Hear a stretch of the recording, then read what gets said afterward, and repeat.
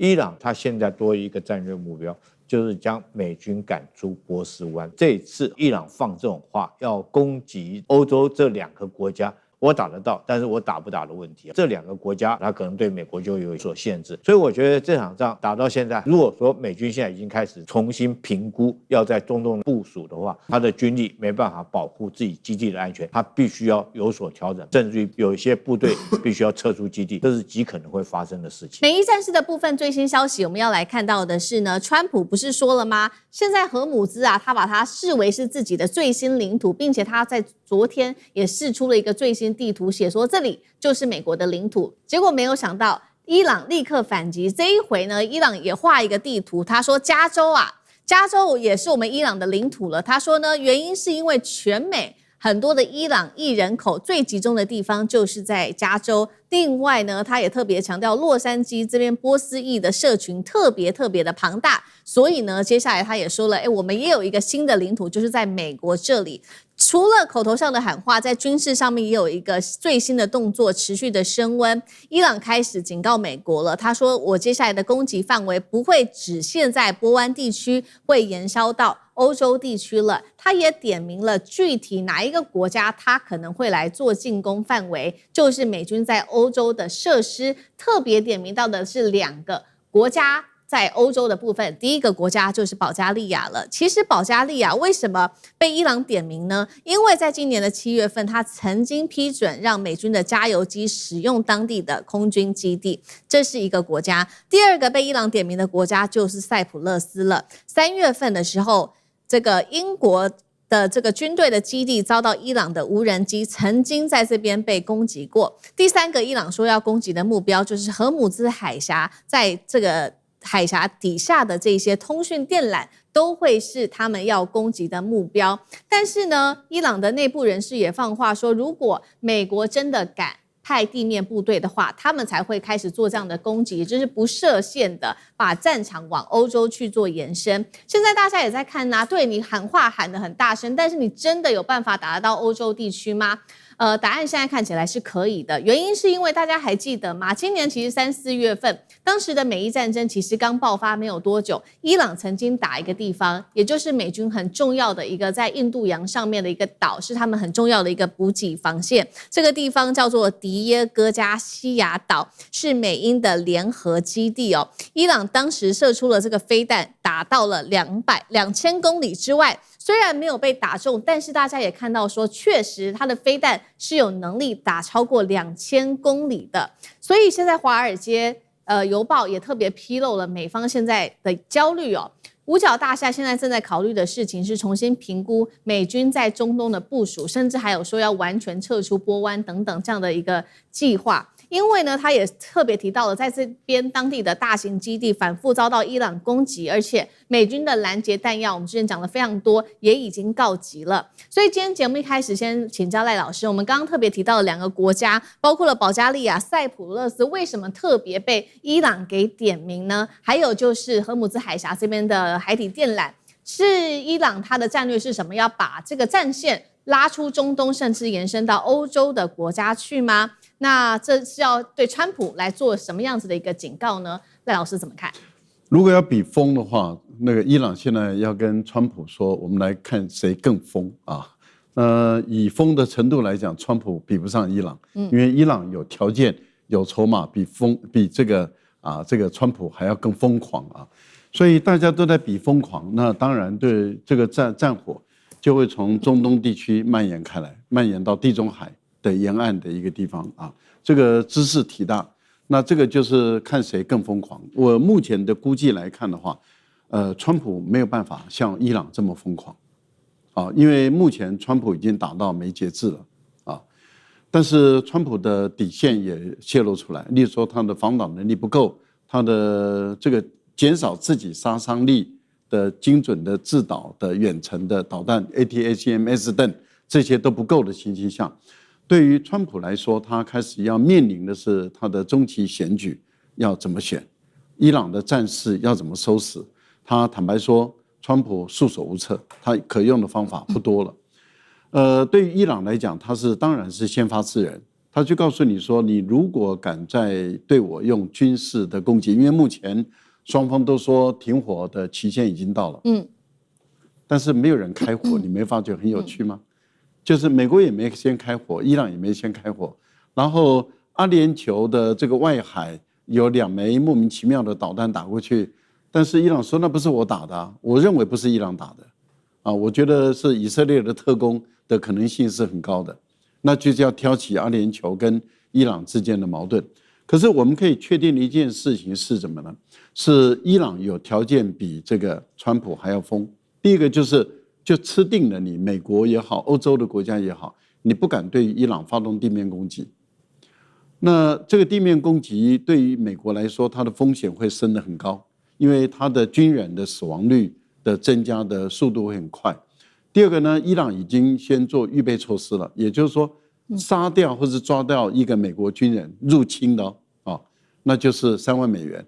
以现在伊朗的通货膨胀来讲，他支付了你是3万美元的话，那你一夜之间就暴富了，就成为小富翁了。女生的话就6万美元，对，那不得了啊。那等于是男女就拼了命要去杀掉那个美国人，那美国人会被吓破胆了。其实美国人现在还没打，已经被吓破胆了。那请问一下，美国怎么敢对你用地面部队的作战？这第一个。第二个，连飞行员要进入伊朗的领空，他都会有压力啊。不管是直升机的飞行员，或是战机的飞行员，因为他如果被击落跳伞，那他的活命不多啊。那这个会吓破胆了。所以我们看到目前为止，伊朗这样的一个宣布以后，美国到现在不敢开第一枪，可是我们的问题是，那为什么伊朗也不开第一枪？那就是彼此之间想谈嘛。所以这2个国家都想谈，那问题是该怎么谈法？所以都在比疯啊。那疯就是比嘴巴谁最疯。那伊朗的态度就是说，我的嘴巴比你更疯啊！你要怎么对我？我海底电缆跟你切，这一切坦白说还是真的会有危险，因为中东地区的金融，我们也知道它就影响到全球的金融了，也影响到欧洲啊，这个不得了，也影响到美国，那这个才是重磅消息啊！他就说我把你电缆一切了以后呢，你怎么办？你中东海湾国家，所以我觉得阿联酋也是在虚张声势，在没多久，彼此之间就开始瞧了，瞧完了以后就说不再封锁了。好，川普现在的态度就是利用这个阿联酋说我要对你实施金融经济封锁的时候，然后突然间这样宣布。那伊朗的态度就是说，那我会比你们都更疯狂了。如果你们真的对我的经济或是对我的我的国家构成威胁的话，那我不只是军事手段的。那您刚刚讲的，对欧洲的国家，是因为这些国家有给美国使用他们的军事基地，所以对于伊朗来说，我合理正当性，因为你们帮忙美国来打我，而且使用这个军事基地，我就有资格有条件来去打你们。那另外一个问题就在于，他打得到打不到？打得到嘛？那打得到的话，那就是变成是这些国家会被卷入这个战争。可是这些国家卷入战争就会启动2个基本的机制。第一个就是，如果这2个国家被打，那北约要不要启动？对，这是第一个问题嘛。第二个问题就是欧盟的国家如果被打，欧盟的机制要不要启动？可是问题是，现在北约跟欧盟都不愿意淌这个浑水。那这些国家还要不要再继续让美国使用它的军事基地？所以这些国家的压力就在了。所以我觉得伊朗这样的一个做法，事实上是给相关的国家施加更多的压力，也给海湾的国家提出警告，也给美国跟全世界提出一种疯狂的警告，也就是说，我把整个金融电缆切掉，那这个时候影响的就是全世界的问题了。好，所以我们看到这个美伊战火现在已经从中东地区到波湾地区，甚至可能延烧到欧洲地区，甚至是全球的海底电缆哦。那刚刚也特别就军事上，我们请厉将军来帮我们做解读，因为他特别选了这2个国家，包括了保加利亚跟塞浦路斯，它的原因又是什么？它真的能够威胁这到南欧甚至是东南欧吗？厉将军怎么看？这场美伊战争其实我们都看得出来是一场复合型的战争哈。怎么讲是复合型的战争？除了军事上的拼斗之外，另外还有经济上面的问题，还有外交上面的问题，地缘战略上面的问题，当然还有舆论跟心理作战啊。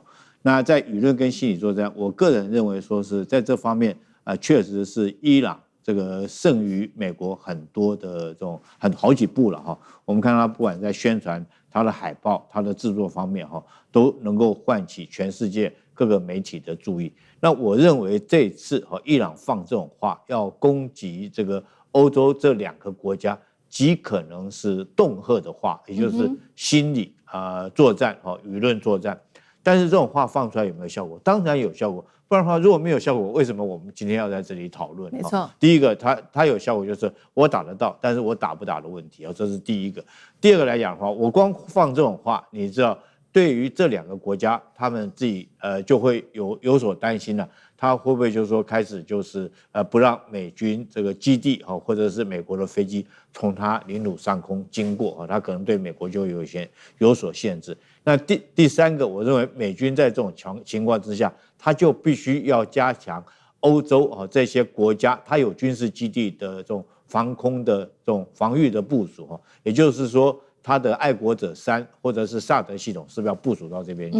那我们看出来，他在中东这些国家来讲的话，他的爱国者3或者是萨德已经很明显的这种弹药已经不足了然后甚至于在这个美伊战争期间，他如果说是认为伊朗这个导弹不是攻击他重要的场所，没有对他基地这不会打到他基地来讲的话，他根本就不拦截就放过去，很明显就是他弹药不足。在你弹药不足之下，那如果说现在要增加这边，那你美国要不要派军队或者是派防空导弹在那边？如果说要派军队，是不是造成你自己国内更加这个在波斯湾地区这个你美军的基地更加的空虚所以我觉得这场仗打到现在很明显看出来，美军在这方面这个很明显的力有未逮了这个毕竟来讲的话，伊朗占有主场的优势，在这个地方它占有主场优势。当然不要忽略了伊朗它当初有一个战略目标。就是我打这场仗，我一定有一个战略目标。对，原来我们以为说是他提的这个战略目标是遥不可及的，不太可能达到，只是放空话。但是我们认为他顶多就是能够击败美国确保他的这种主权，确保他的领土的完整，就已经很了不起了但甚至于了不起，现在前一阵子就是他要控制荷姆斯海峡，但是他现在多一个战略目标。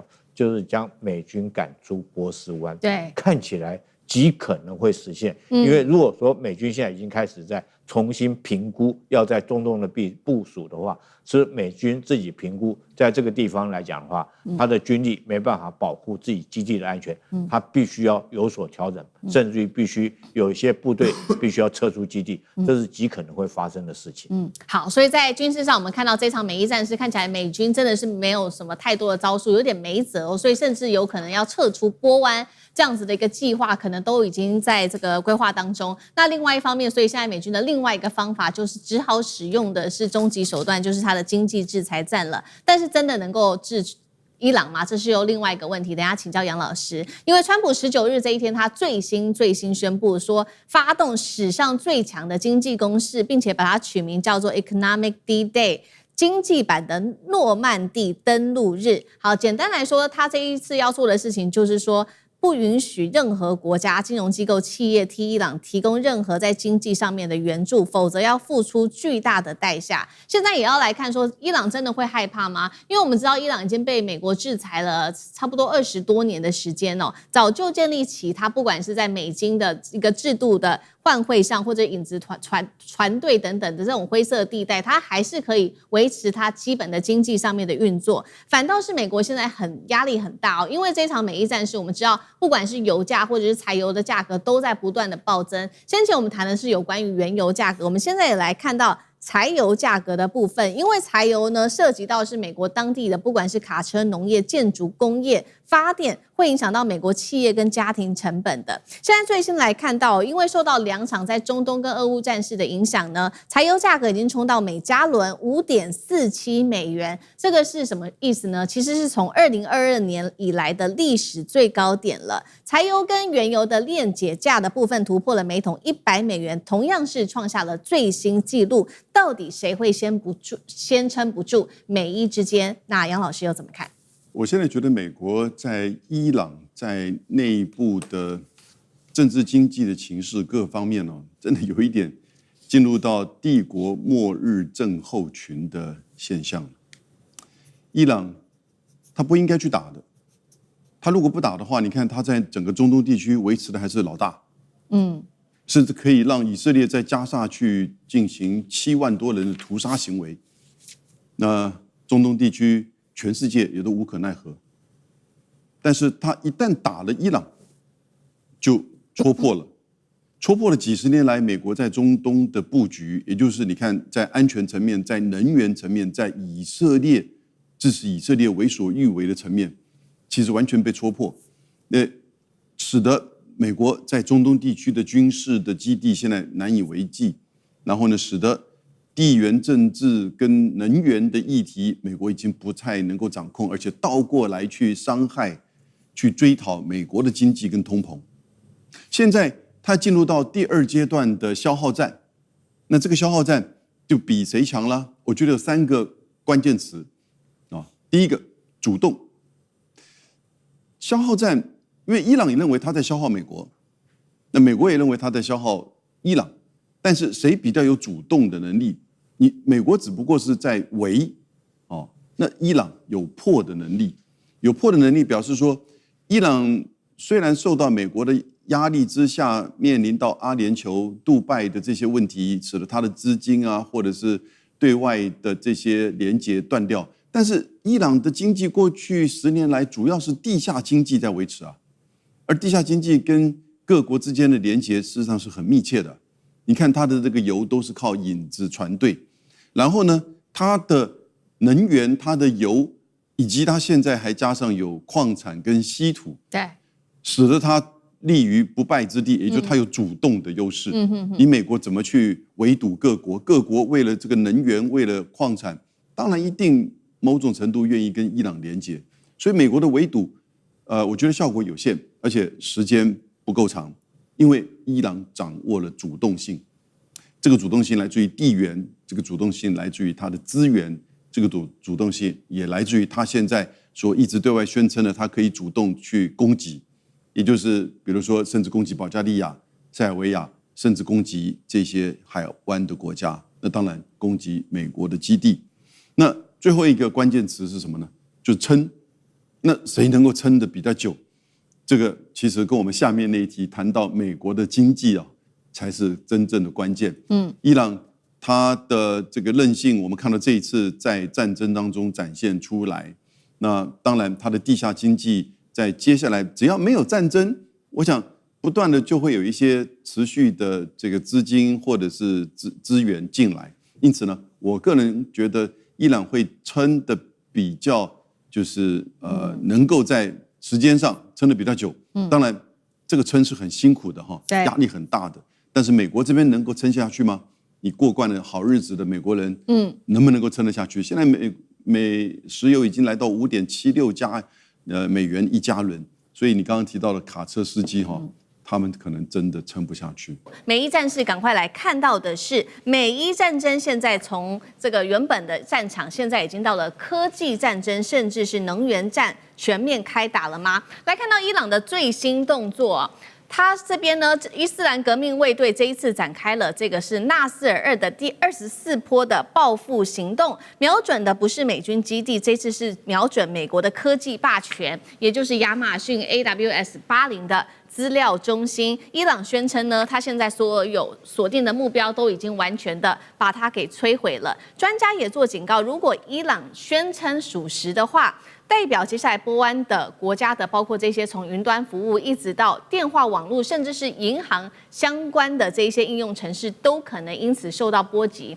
我们现在看到的是伊朗他去轰亚马逊，那会不会下一步往 Google 甚至是 Microsoft 这些科技大厂去做攻击？这个是美方现在还包括了中东的盟友们现在所最担心的事情。而同一时间，我们看到美军的动作也在持续的加大当中，已经连续第11天空袭伊朗了，打击的范围包括了在军事的行动基地、海军的基地、无人机库，甚至是它的后勤的基础设施。这一次，川普也最新放话的，他说再打下去，很快我就会轰炸伊朗的核设施，也就是搞3了。在这一场战争当中，他说呢，根本就还没有打完，接下来的另外一个目标，他可能还会做的事情就是联手以色列一起去打进伊朗的最后一道防线——搞山地下基地。川普的这样做是真的有可能吗？等一下请来宾来特别帮我们做解答。那么搞山之所以对伊朗来说特别的重要，然后呢，美军又很难攻进去，有几个理由。因为伊朗在这边部署了上千部的浓缩铀的离心机，而且呢，恐怕呢已经全部都把它搬进了搞山的地下基地里面去了。现在有一个说法是说，连美国的巨型钻地弹也很难彻底的毁灭掉这一个地方。换句话说，这个就是伊朗最后核计划的最坚强的堡垒。那么伊斯兰革命卫队也强调说，如果你美军真的去敢攻击我们的核设施的话，接下来你的盟友还有跟美军相关的地区有所利益的地方，也都会成为伊朗强力攻击的目标。重点来了，美国另外害怕的事情还有伊朗这背后是不是有其他国家在军事上面特别做援助？来自于美国的战争部长特别的说法，他认为这背后还有中国大陆跟俄罗斯的帮忙。他特别提到了在这2个国家提供的是不同程度上面的援助。首先，中国大陆会提供防空系统，那么俄罗斯他这一次在俄乌战争当中学会了无人机的实战经验，恐怕也会把这些经验提供给伊朗。这是来自于赫格塞斯的最新说法。今天节目一开始，先请教汉庭怎么看了伊朗这次的打法？打的是亚马逊资料中心在中东的地区，是警告美国，伊朗说的报复都是玩真的吗？这一次，川普真的敢冒着这个整个中东失控的风险，对搞山真的下手吗？汉庭怎么看？先说这个亚马逊被炸的事件，伊朗说炸了，但全世界都没有确认。因为呢，这是伊朗宣称我们已经炸成功了，可是美方亚马逊跟巴林政府至少到目前为止全部都沉默，没有任何的一方确认命中或摧毁。巴林的国防军说，我们防空系统拦截了很多来自伊朗的空中目标，但他也没有说这个数据中心已经遭到破坏。而且我查了，有趣的是，这家数据中心在今年3月1日就已经被伊朗的无人机打过了。当时就已经断电起火，亚马逊把客人都牵走，所以那边已经是一个空场，这好像也没什么人在里面。因此，伊朗这枚导弹如果再丢过去，然后又说完全摧毁，好像只是一个形式上稍微来造势，但他也不完全是在做虚张声势。毕竟在3月底，伊朗就已经宣称了苹果啦、英伟达啦、特斯拉、微软、谷歌一大堆的这些18家的美国科技巨头。在中东的相关设施，伊朗都要把它列为合法的打击目标。那为什么呢？我觉得它这个报复性是真的吗？大概3分真7分假。第一，他要把战争的成本具体的、可视化的给老百姓看。毕竟美国呢，至少有68% 的民众认为这场战争不值得打。所以，伊朗打亚马逊、打数据中心、打能源设备，就是要让这些战争从抽象的，你美国人在远方看不到，但是要把它变得很具体的，让你的银行刷 App 刷不出来，让你的油价涨上去，让你的养老金账户跌下去，类似这样。那这也是不断的在给川普国内支持者放血嘛。而且呢，要把这些灰色地带都打成新常态。如果我的电厂被炸，我就打以色列和盟友的电厂；如果我的科技设施被打，那我就打你们的这些科技公司啊。那如果我的海上被封锁，那我就封锁和我们这海峡等等。所以这是一个模块化的报复菜单啊！你打我什么，我就打你相对应的什么东西，而且理由也很充分。你国际社会挑毛病，这好像也没啥问题。好，那么。川普到底敢不敢去面对这个搞山呢？7月13号，川普还说我们要直接在前门来一记漂亮的重击，啥意思呢？就是你如果真的要去炸那个主体炸山，根本就炸不穿嘛。但是如果你去炸个入口在山脚下就炸一个小东西，这个是可以啊。那炸完了之后再宣布，我们已经这个重创了，有没有觉得很符合川普的 style？ 非常可能啊。所以他。敢不敢真的去炸呢？可能有，但也有一些条件，比如说国内的政治需要。他如果越要展现我对伊朗很强硬，那么去轰炸这个搞山是最强硬的直观符号。那第二个呢，也可能是以色列的要求跟不断的逼宫啊。纳坦尼亚胡政府呢认为说，我们必须要去摧毁伊朗的核设施啊，这才能够有合法性啊。那再来呢，就是但川普也有一些不敢付出的代价。毕竟如果真的要去到高山的话，要问要不要出动地面的部队啊，这个也有很大的问题。毕竟伊拉克对美国的阴影实在是很大。那第二呢，美国可能也不敢轻易的动用核武器。再来第三呢，也是整个后续，那荷姆兹海峡仍然是没有办法得到结束，甚至这战争很可能会继续扩大到黎巴嫩啊、伊拉克啦，然后沙特的这些全面开战，所以这些也都是川普要拿捏的地方。所以我觉得今天我们荧幕上的最后一句话，基本就是总结，就是美国在这场战争中根本还没打完，他的其中选举非常困难。好，那同样的问题，那干哥又怎么看？特别我们刚刚提到了高山嘛，真的要打进去的话，得出动的是地面部队。汉庭刚刚也分析了，如果出动地面部队的话，它的代价非常的大，这是第一个问题。第二件事情，我们刚刚说赫格塞斯特别提到说，在这场战争当中有中俄的协助，干哥又怎么看？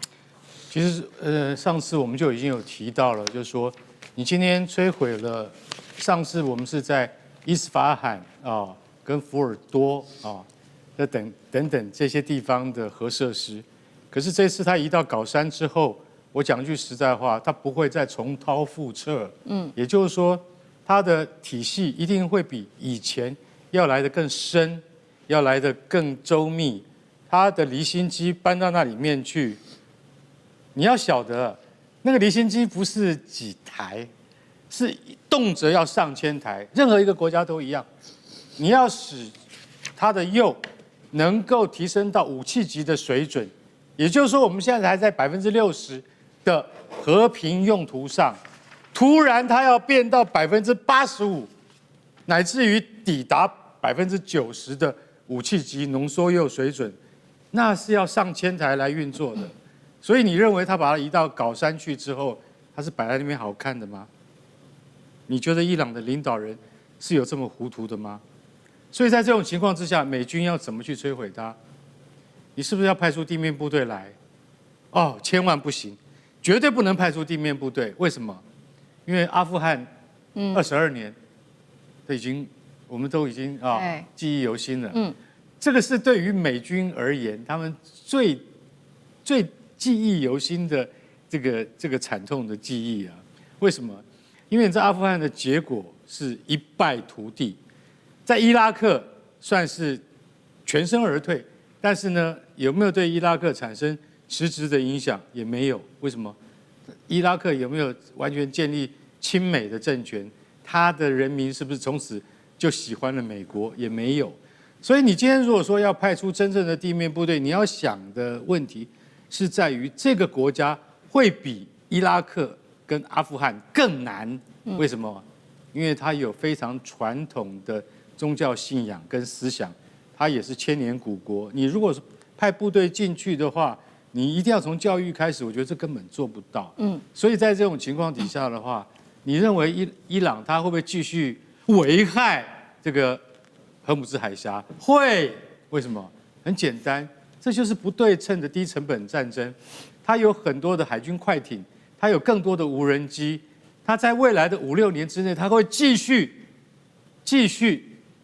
我们用骚扰这2个字也不为过，或者说影响美国在中东的利益也不为过。那你川普你要用什么方式来根绝它？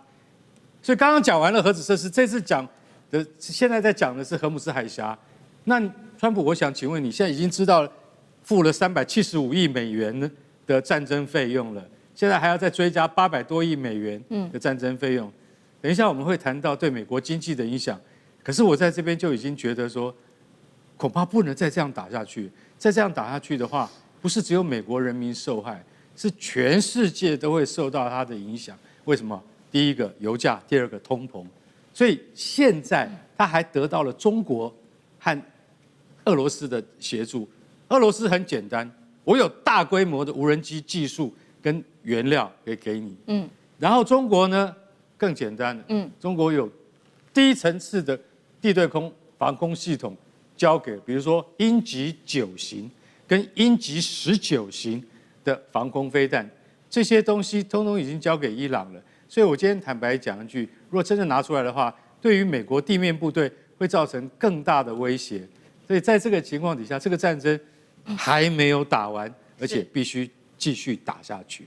对，现在在战争继续打下去的期间，刚刚如干哥帮我们提到，这一次美国最新又说呢，要再追加有关于战争它所需要的钱，所以现在最新追加的预算是376亿美元，国会真的可能拨款吗？等一下岳老师来帮我们看。赫格塞斯也说了，确实啦，现在碰到的状况是，美国的战争成本已经达到375亿美元了，这个数字比先前公布的吓死人了，高出了90亿美元。如果说新一批的这一笔费用800多亿不能到位的话，接下来包括了美军的训练跟未来部署都会直接受到影响。那么现在战争成本也等于说不能再盖牌了，也等于是摊开来在这个阳光下给大家检视了。包括昨天我们特别提到的美军伤亡的资讯，现在也都是整个摊开来被外界来特别做检视。另外有关于能源命脉2个海峡，包括第一个荷姆兹海峡，第2个红海的状况也来看，伊朗现在使用的叫做前行攻势。荷姆兹海峡遭到不明的一个飞行物击中，全体的船员被迫弃船逃生，这是来自于英国最新的一个证实。另外，胡塞组织持续的封锁在红海这边，对沙烏地阿拉伯最新实施的海上封锁，已经造成4艘沙烏地阿拉伯的原油的油轮在21号赶快掉头改道，等于说2个海峡被封，现在全球的石油能源命脉都掌握在包括了这个伊朗跟胡塞组织的手中。岳老师怎么看接下来的影响？这个刚刚讲到3个方面消息，可以说是目前世界上最重要的3个消息。第一个的话呢，就是这是海格塞斯啊，美国的战争部长第一次到这个国会去，就这个 Capitol Hill 里面去开会的时候，跟他这个参议员呢，就是要钱发生了激烈的争执。他要钱，我跟大家详细报告一下，他要的是876亿美元。其中的话呢，有670亿美元是为了这一次美伊之间的战争。然后呢，他的到目前为止呢，他已经讲说我们已经打了用多少钱？原来五角大厦第一次公布的是290亿美元，结果他现在增加提升了86，变成376亿美元。那大家都觉得说你拿了钱简直当流水一样乱花，对不对？那所以说这里面第一个消息就是说，美国打仗完全是靠钱，然后现在这个钱的话呢，有一点腐烂。那另外还不要讲说，它的明年的军事预算是1.5兆，1.5万元，这个是第一个消息。这个消息其实讲起来，如果没有钱的话，美国打了这场，就我活这么大，有史以来见过最荒唐的一场战争了。这个是荒唐到极点。如果因为我们每天就是说句良心话了，就是拜川普之赐，我们这几个名嘴天天在那边光是聊美国这个荒唐战争，这么聊了快他妈几个月了，对不对？然后第二点的话呢，大家了解，就是说目前为止的话呢，伊朗这次发狠啊，就是只要过了荷姆兹海峡的话，他就一律照打。以前没有这回事。你刚刚要提到的讲说是 Amazon 啦或者 Google 什么的，因为那个长期来讲，看那个伊朗就是个怂包啊，就是没有事情，大家所有到中东去投资，这个高科技什么都放在那边，这下不得了，通通打起来了。而且现在的话呢，几乎就是什么第5舰队什么的都打得一塌糊涂。那么这个就跟以前不一样。然后我现在发觉是最严重，就是说。大家原来那个以色列跟美国拿了对那个胡塞武装都没有办法，请大家记住胡塞武装是也门的一个叛军啊。那这个叛军的话呢，他们都不要命啊，他们游行的时候不是缺水的，就是断脚的缺水断脚在那边游行都不要命的。不要命情况下的话，他现在因为那边有2个很重要的海峡，是整个波斯湾的这个所有的游出来，一个就是荷姆斯海峡，另外就是曼德海峡。对，现在大家打开地图一看，这个曼德海峡里面胡塞武装锁了精简，而且直接威胁沙特。大家要了解，一个叛军可以威胁世界上最主要的产油国家，而且的话呢，这个沙特基本上也怕得不得了。所以这几天油价上涨到130几，马上就开始反应了。为什么？如果2个海峡都被封住，而且他们基本上的话呢，都是这个什叶派的教徒的话呢，在这种情况下，抵抗之虎出现的力量，这个世界的经济很麻烦，真的很麻烦。今天带观众朋友来持续关心在军事的新闻哦，中国大陆的093改良核潜舰震撼的曝光了。等一下我们会来看到这一艘这个新的核潜舰哦，它有哪一些战力？重点来了，它是无声无息的可以猎杀美军的航母吗？等一下请厉将军来带我们看。2030他们也预估了这个潜舰可以反超美国的数量。海底霸主会全面易主吗？今天会来看一个深入的剖析。好，来看到是美中的海权又出现了一个新变局，尤其是我们今天要来特别看到的这张照片，是在上海的造船基地附近的最新卫星影像。好，这个新型的潜舰，等一下我们也会 roll 画面给观众朋友来仔细看哦。最大的变化就是它的舰桥大幅的缩小了，然后呢，它整个船体更加的流畅，所以它的优势是什么？它可以进一步降低在海下的这个航行的阻力跟水下的噪音，这样子的好处就是它可以提高它的匿踪功能，也代表说更难被美军的反潜机啊、声纳浮标以及它的核潜舰给侦测到。那这个最可怕的事情是因为美国会很紧张，因为它的水下的攻击力对它来说一直都是非常的重要的。尤其是过去数十年，美国的海军能维持霸权，靠的就是它拥有这个很完整的航母打击群。那另外呢，也有这个守护航母的这个攻击核潜舰的部队。我们来看到日本的海上自卫队是这样说的，他说093系列。未来最重要的任务，可能就是可以伴随航母来做远航，甚至接下来就可以威胁美军航母的打击群了。好，新的这艘航母的战力有哪一些比较值得关注的部分？对于战力来说，可以有多大的提升？尤其等一下请厉将军带我们特别关心，静音性真的能大幅突破吗？再来搭配这种反舰飞弹、重型鱼雷，对于美军未来航母有多大的威胁？厉将军怎么看？我觉得这个日本这个海上自卫司令他讲说这艘新的潜舰是093，错，我不认为是093。我觉得日本讲这话有一点酸故意说还是旧型的093，我认为可能是097。097，为什么我认为是097？第一个这个093跟是095这两种款式已经是中共解放军这个已经出来，大家都已经知道的这种攻击型的核潜舰大陆解放军他们攻击型的核潜舰有093、095。那如果说是战略核潜舰是双位数的双号是094跟096。那这艘潜舰跟093、095完全是不一样，完全是一种新型的构体。还有它的长度也不一样。这艘潜舰目前大家从卫星上面观察，它的长度是120公尺那么长那原来093跟095都已经出来的，它的长度是110公尺，它比原来的这种攻击型潜舰还多了10公尺。所以我个人研判是不是解放军有新型的097已经横空出世了？尤其是说它的这种。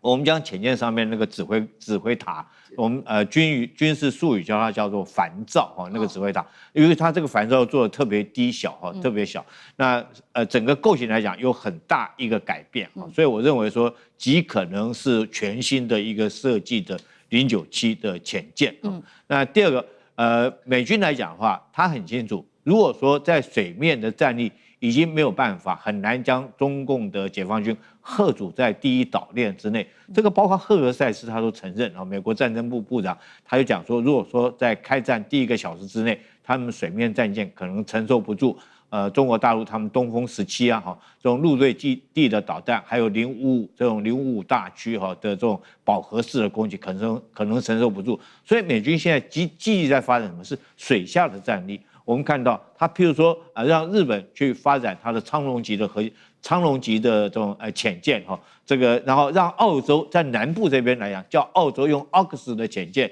给他做核潜舰，希望让奥克斯来这个在南海那个地方来吓阻中国解放军那为什么我讲说这个美军他们很急呢？因为从奥克斯的发展就看出来，奥克斯本来是美国答应帮澳洲建立新的维吉尼亚级的核潜舰，但是美国发现已经来不及了。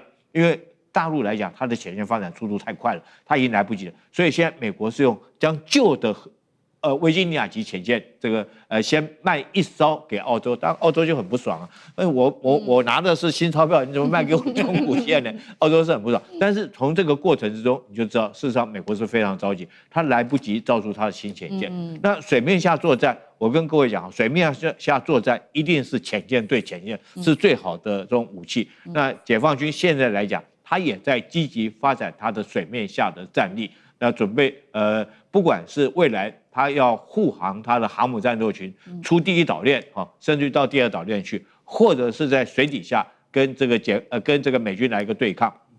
那如果说有这种攻击型的核潜舰，我觉得它将来突穿的就不是第一岛链、第二岛链，它就有能力，因为核动力来讲的话，这个续航力是没有极限的哈，所以它极可能就在太平洋的中部，譬如说夏威夷群岛那个地方，对，然后那时候所谓的这种区域拒止，就不只是区域拒止，在第一岛链之内区域拒止，它可能远在这个太平洋中部那个地方就可以在那边对美军的这种航母打击群构成威胁。那如果说美国航母打击群要来驰援这个第一岛链这边的战争来讲的话极可能在那边你就要考虑到说有这种新型的核潜舰埋伏在那个地方，准备对你伏击。所以我认为说，假如说这款潜舰真的做出来，对美国的航母来讲，确实是构成很致命性的一个威胁。好，卢将军帮我们特别看到，现在中国大陆的核潜舰，除了它的技术上面做升级，另外就是它的造舰速度是真的非常的快，那远比美国还要更快很多。所以美国的国防部这边也做了一个具体的一个预估数字，它现在最新的数字出来是说，2030年他们预估呢，大陆海军潜舰数量会增加到75艘。那我们要知道，美国现在只有69艘哦，所以很快的，是不是2030年就代表会正式的超越了呢？等一下，请干哥来看。那也卢将军刚刚特别帮我们提到了，核潜舰的话，它的威胁就不会只是到第一岛链、第二岛链，甚至到太平洋地区了。这对于美国的威胁，那干哥又怎么看？好 ，OK， 好，刚才厉将军说了097潜舰啊，大家会觉得很新颖。对，好，097潜舰叫秦级，秦朝的秦，所有的潜舰，中国潜舰都是以朝代来划分，097叫做秦级。那小林正道，也就是前自卫队的那个潜舰指挥官，他说可能是093B， 或者是095型。093叫做商级，095叫做隋朝的隋级。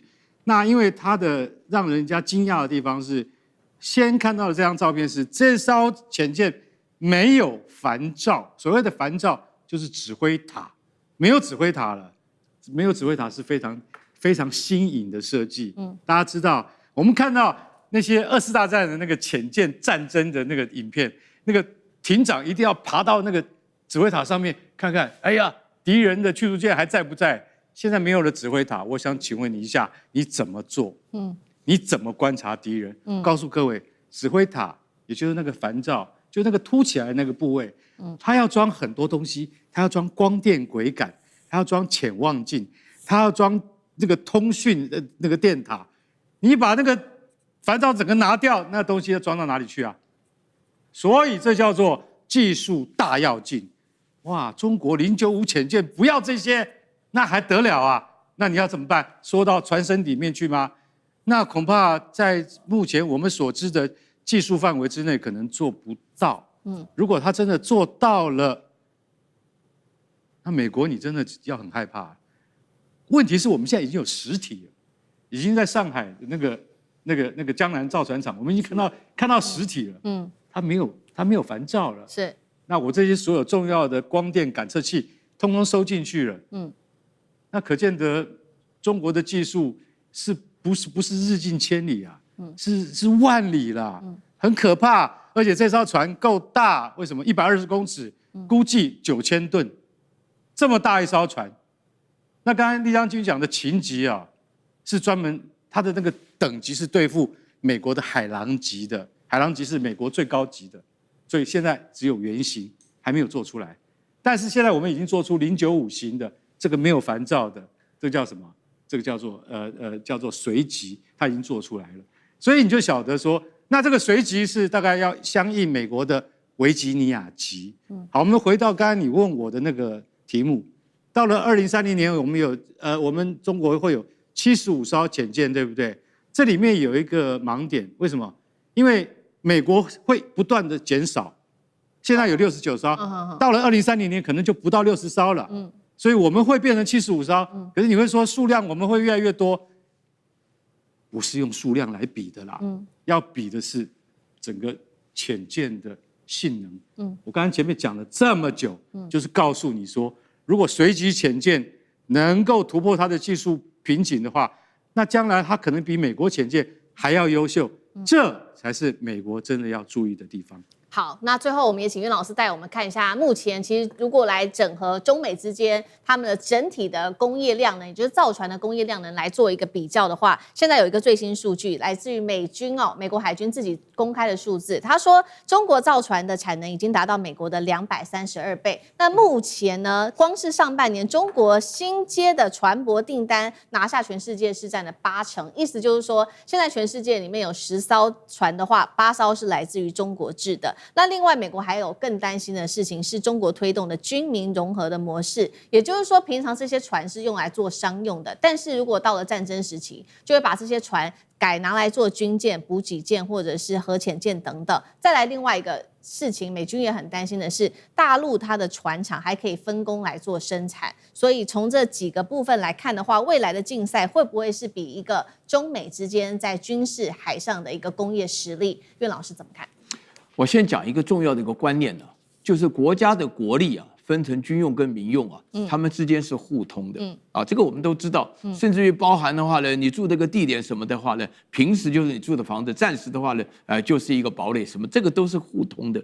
那么我们现在强调是整体的国力，大家知道吗？美国在2次大战发生的期间，一开始从偷袭珍珠港之后的话，竭力恢复，就是把美国的全部的民用生产力全部拿成国力。那个时候，美国1个礼拜可以造出1艘驱逐舰那如果1个月就可以搞出1艘航空母舰了。美国到最后2次大战结束的时候，航空母舰145艘这不是开玩笑的。好，我现在分成大陆之间的这个造船能力的增强这个我刚刚讲到说，这全世界80%是中国船的话，这不是谈订单的问题。首先，第一个技术上的突破，大家还记不记得原来韩国德意说中国造不出来 LPG 什么的这个船这个就是说运送天然气的这个技术完全突破了。这个就完全突破。然后第二个的话呢，就是大陆本身在这个成本上、人才上、技术上，以及长期来讲的话呢，军用民用的混合上来讲，都是早早就构成了这个准备。这2点都是美国无法比较的，一个是技术，一个是成本。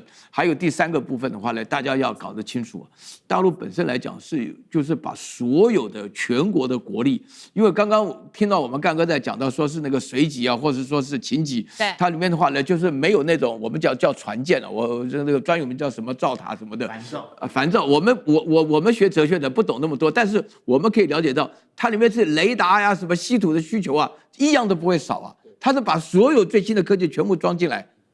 然后第4点，我要强调什么叫做核能潜艇？大家还记不记得前不久那个巨浪3才刚发过，核能潜舰的功用是你要搞死我把你全国干掉，它只有做最后的保卫的措施。